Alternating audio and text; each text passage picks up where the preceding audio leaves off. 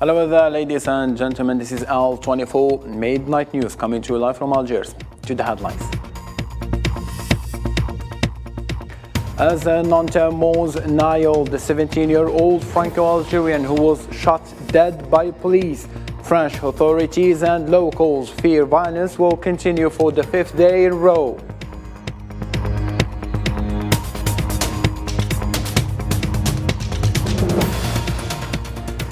Palestinian President Mahmoud Abbas and his Russian counterpart Vladimir Putin held a phone call Saturday discussing the latest developments in the two countries and ways to boost bilateral ties.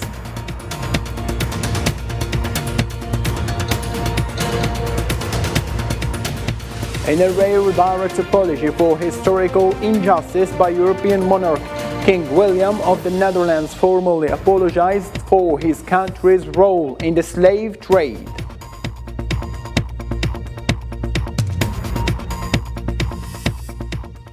Starting today, July the 2nd until July 15th, and the slogan in Algeria we meet and with sport we rise. Algeria mobilized all the necessary means for holding the 30th edition of the Arab Games.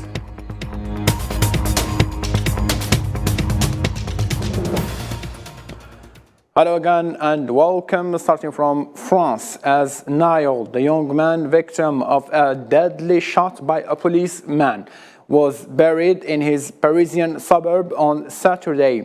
Anger and unrest continued in France, where authorities deployed more policemen to restore calm to the country. Nabil Khazini. The cries for Nail on his funeral were intense. The crowd attending was so huge that the vehicle carrying his coffin had difficulty to move.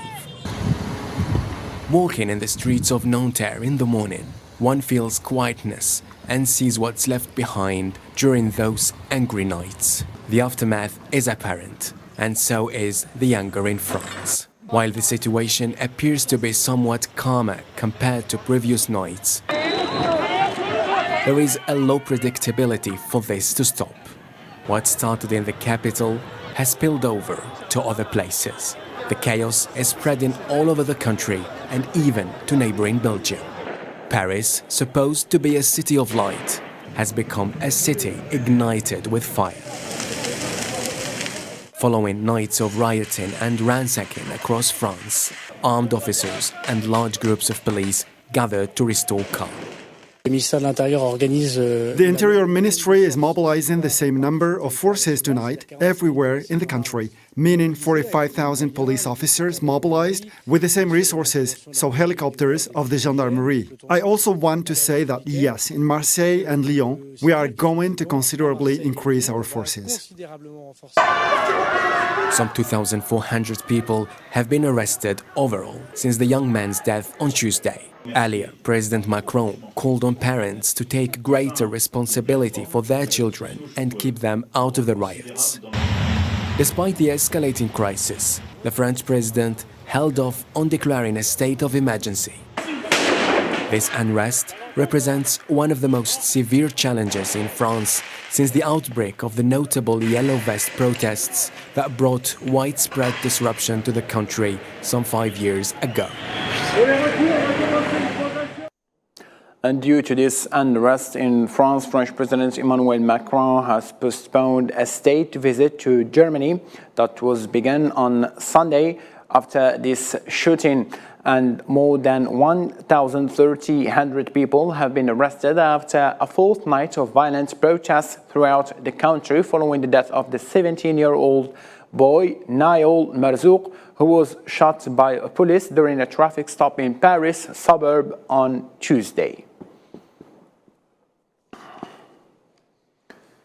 In the same line of thought, the killing of the young man Nail and the unrest that followed it start to have an impact on the tourism sector in France.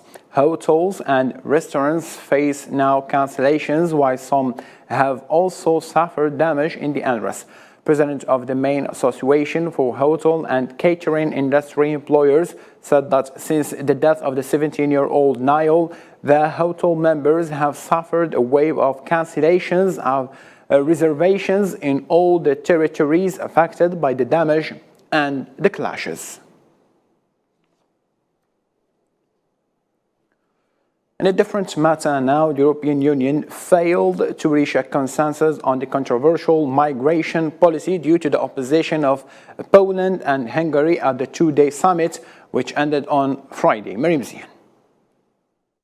Following a two-day summit, EU leaders failed to resolve a bitter dispute on the reform of the bloc's migration rules after Poland and Hungary joined forces to block the migration text in a standoff with the 25 other EU leaders.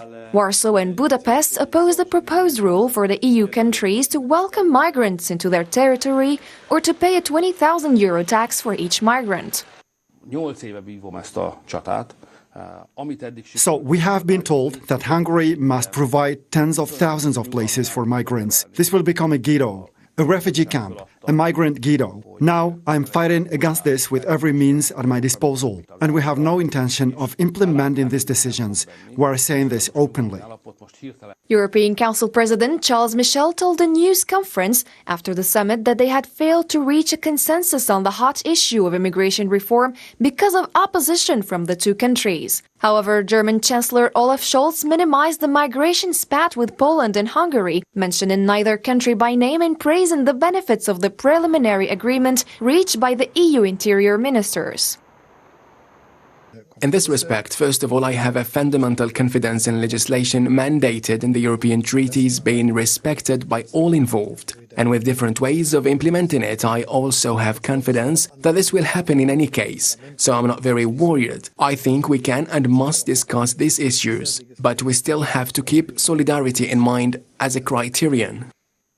Although Poland and Hungary cannot block the legislation on immigration and asylum, on which EU diplomats say that agreement with the European Parliament is likely to be reached in autumn, there are other unresolved files on migration policy reform that they could oppose. The EU appears determined more than ever to fix its broken migration system by implementing new legislations to prevent the problem. Russia-Ukraine file Ukrainian President Volodymyr Zelensky on Saturday accused some Western partners of dragging their feet over plans to train Kiev pilots to fly fighter jets. Zelensky said F-16 fighter jets are vital to bolstering its counteroffensive and has expressed confidence he would get them. Ukraine's allies have pushed back against the idea. They have agreed to support Kiev by training its pilots on modern fighters aircrafts.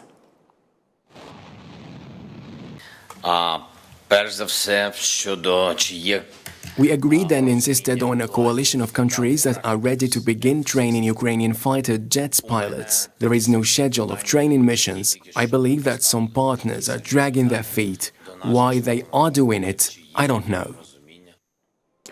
The deputy chairman of the Russian Security Council, Dmitry Medvedev, expressed that the possible deployment of US nuclear weapons in Poland ushers their actual use later.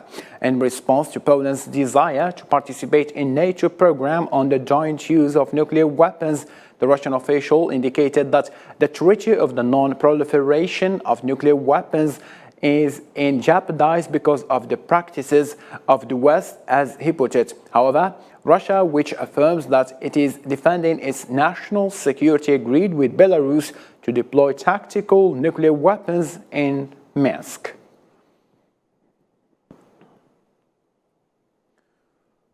The US ambassador to Libya said that it could not be possible to hold national elections without resolving a standoff between the two rival governments, and that a mechanism to oversee spending could help with governance for an interim period. Norland said that it is difficult to convince Libyan politicians to go to the elections due to what he described as a huge level of mistrust prevailing among them, pointing out that Libyan institutions need to be reunited.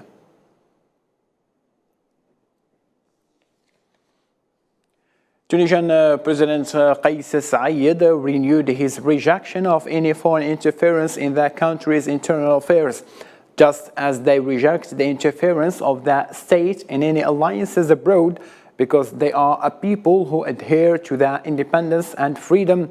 The president described that he indicated during his meeting with his foreign minister at the Carthage Palace that his country's foreign policy stems from people's choice, stressing the need for everyone who represents Tunisia to be a member of a diplomatic mission at the level of responsibility, with the necessity of being held accountable on a regular basis for what has been accomplished and achieved.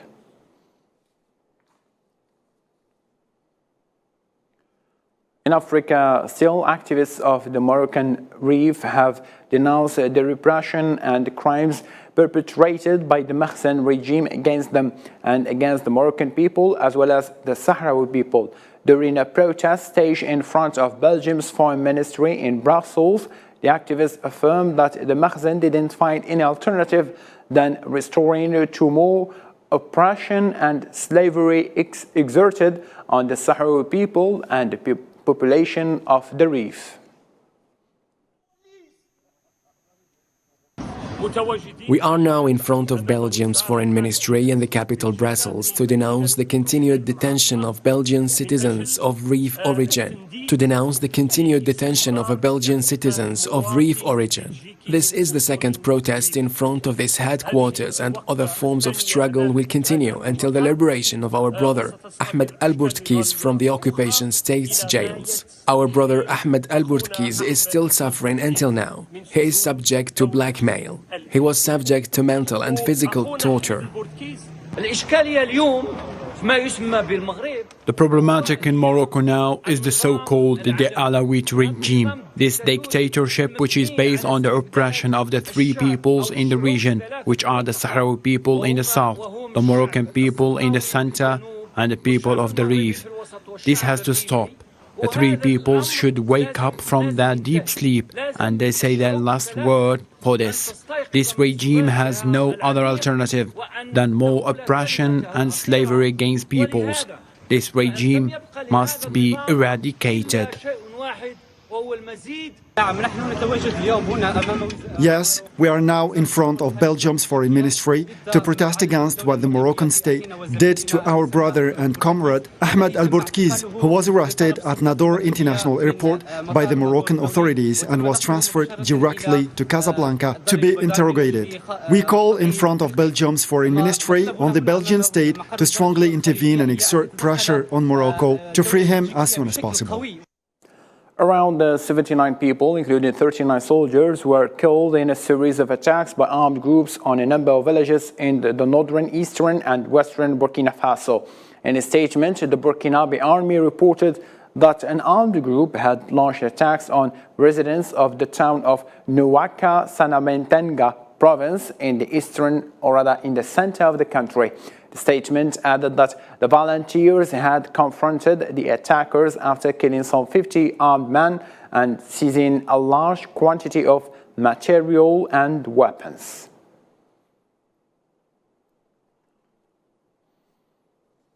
Within the same country, International Monetary Fund and the authorities in Burkina Faso have reached a staff-level agreement on economic policies and reforms to be supported by the new 4-year arrangement and the extended credit facility of about $305 million. The aid aims to strengthen resilience to shocks and reduce poverty in the country. The reforms as well aim to help provide the necessary funds to deal with the risk of food crisis in the African country.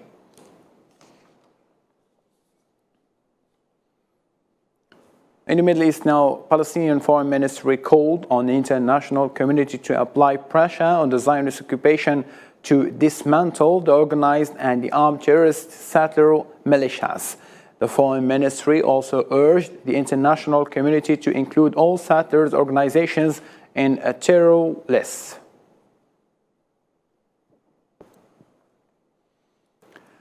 Russian President Vladimir Putin reaffirmed his principled stance supporting a just and sustainable solution to the Palestinian issue based on existing international laws during his phone call with the Palestinian President Mahmoud Abbas, according to the Kremlin. For his part, the Palestinian president expressed his full support for the Russian leadership's actions to defend the constitutional order and the rule of law.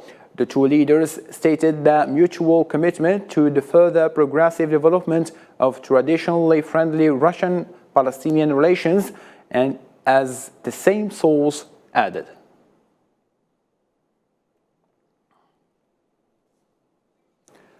In Europe, the Dutch King William Alexander has apologized for his country's role in slavery and the effects that it still has. The king has spoken at a ceremony marking the 160th anniversary of the legal abolition of slavery in the Netherlands, including its former colonies in the Caribbean. The apology comes amid a wider reconsideration of the Netherlands' colonial past, including involvement in both the Atlantic slave trade and slavery in its former Asian colonies. We carry with us the horrors of slavery in the past. The consequences of this can still be felt today in racism in our society. On December 19 last year, the Prime Minister apologized on behalf of the Dutch government for the fact that people, in the name of the Dutch state, were made into commodities, exploited and mistreated for centuries. Today, I stand here before you as your king and as part of the government, and today I make these apologies myself. After 2 days of discussions, the 193 member states of UNESCO at the extraordinary session of General Conference in Paris on Friday approved the proposal submitted by the United States to rejoin the organization. The United States pulled out of UNESCO twice in 1984 and 2017. In June this year, the U.S. sent a letter to the Director General of UNESCO proposing to rejoin the organization as early as July based on a concrete financial plan, which includes a commitment to repay its estimated debts of $690 million US. It's a historical moment for UNESCO, for our organization. We are now in an extraordinary session of our General Conference where the 193 member states were to answer a very simple but strategic question about the full return of the United States as a full member of UNESCO. And their answer to this strategic question has been extremely clear, with more than 90% of the member states present and voting in favor of this full return. UN Chief Antonio Guterres has visited Haiti, seeking to highlight the various crises faced by one of the world's poorest countries as it struggles to combat violent gangs that have largely overrun the capital, Port-au-Prince. Guterres told the UN Security Council in April that he viewed the insecurity in the capital as comparable to countries in armed conflict, and said that Haitians face one of the most worst human rights crises in decades.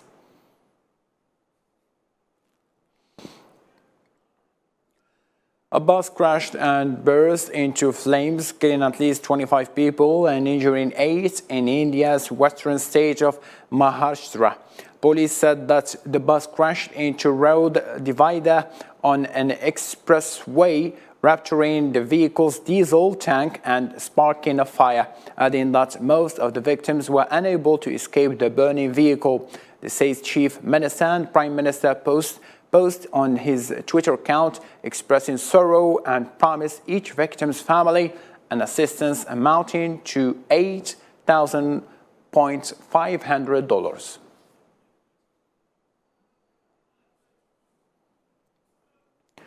Now for more international news, let's follow this roundup by Marableur.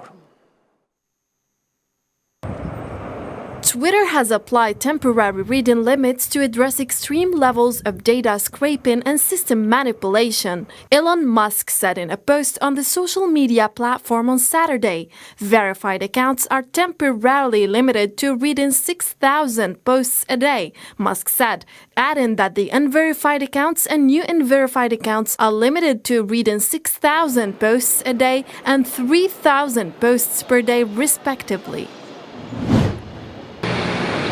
A European space telescope blasted off Saturday on a quest to explore the mysterious and invisible realm known as the Dark Universe. SpaceX launched the European Space Agency's Euclid Observatory toward its ultimate destination 1 million miles away, the Webb Space Telescope's neighborhood. It will take a month to get there and another 2 months before it starts its ambitious 6-year survey this fall. There you can see the engines have reignited. Hollywood's Actors Union and major Hollywood studios agreed to extend their current labor contract through July 12 and keep talking to try to reach a new labor agreement, both sides said in a statement. Seeking to avert a second labor strike this summer, the extension gives the two sides more time to try to work out a deal. A strike by the union would ramp up pressure on studios already grappling with a nearly 2-month work stoppage by the Writers Guild of America walked. Double world champion Max Verstappen ran away with a Saturday sprint race in a Red Bull 1-2 at the Austrian Grand Prix to increase his Formula One lead over Mexican teammate Sergio Perez to 70 points. Verstappen took the checkered flag 21.048 seconds clear of Perez in the 24-lap, 100-kilometer standalone race with Ferrari's Carlos Sainz finishing third. In the field of economy related to food, Algeria has won many medals in international competitions for the best olive oil in the world, followed by large demands for Algerian olive oil from foreign markets, especially with the decline in global production due to the drought that hit many olive oil producing countries. The interesting thing is that following the olive oil presses that won prizes and medals, now we can see several presses in all parts of the country, including the province of La Rouape, which won a gold medal, and others from the south, the west, and the east. This expansion and diversity allow us to be optimistic. We export to countries in the Mediterranean and even to other countries such as Russia and America, from which we receive large demands, and we have the possibility to increase our exports 50-fold compared to last year. Ending up our news bulletin with sport, and the slogan in Algeria we meet, and with sport we rise. Algeria has mobilized all the necessary human and material means for holding of the 30th edition of the Arab Games, slated from the 2nd to the 15th of July. The competition will start with football, as Lebanon will play Sudan, while the host Algeria will face his Omani counterpart in Annaba Stadium. The organizing sports committees in this country are under huge pressure to deliver a very good performance, especially after the success of the Mediterranean Games in Iran, the Arab Cup for Under-17, the African Championship for local players, and the African Cup for juniors. It is worth noting that 5 provinces will host the Arab tournament over the course of 10 days, namely Algiers, the capital, Constantine, Annaba, Oran, and Tipaza.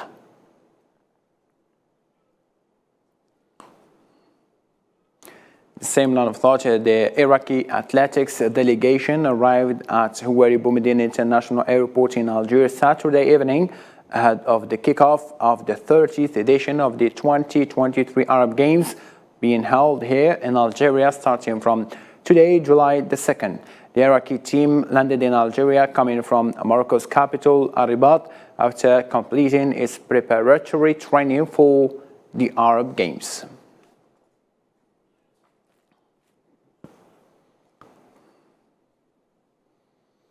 And with the sport, we come to the end of our news bulletin. Thank you ever so much for being with us in this late hour. For more updates, you can follow our social media platform as it is shown. And all I can say at the end, take care of yourself. Good night.